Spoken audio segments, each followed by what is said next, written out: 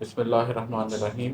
اپنی کتاب کیمیا گھر کی ایک اور غزل آج آپ کو سناتا ہوں اور کچھ اشعار کے اوپر اس کی ڈسکشن کرتے ہیں۔ یہ غزل صحیح معنوں میں غزل ہے کیونکہ اس کے اندر بہت سے جذبے ہیں۔ ہر شعر کسی نہ کسی سٹرنگ کو، جو دل کی سٹرنگ ہیں، اس کو چھیڑتا ہے۔ یہ میں آپ کو سناتا ہوں۔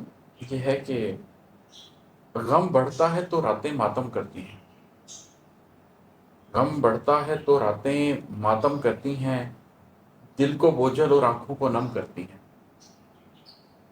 تنہائی کی پریاں میرے خواب کدے میں آ جاتی ہیں اور جانم جانم کرتی ہیں۔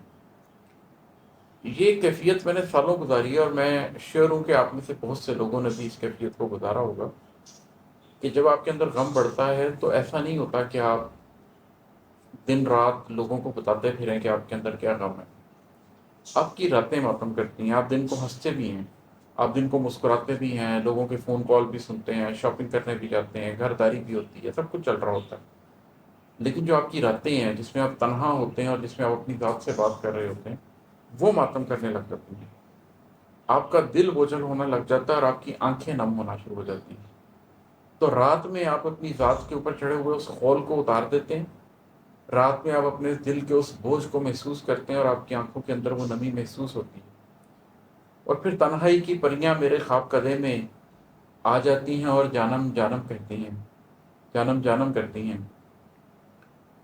کہ جیسے کسی کے خواب کدے میں پریاں اتر آئیں اور اس کو محبت سے بلا رہی ہوں، اسی طریقے سے اس شخص کے خواب کدے میں تنہائی اتر آتی ہے، اور وہ تنہائی پھر اس کو محبت سے پکارتی ہے، تنہائی محبت سے اس کو گال تھپ تھپاتی ہے، اس کے کندھے تھپ تھپاتی ہے، اس کی آنکھوں پہ ہاتھ رکھتی ہے۔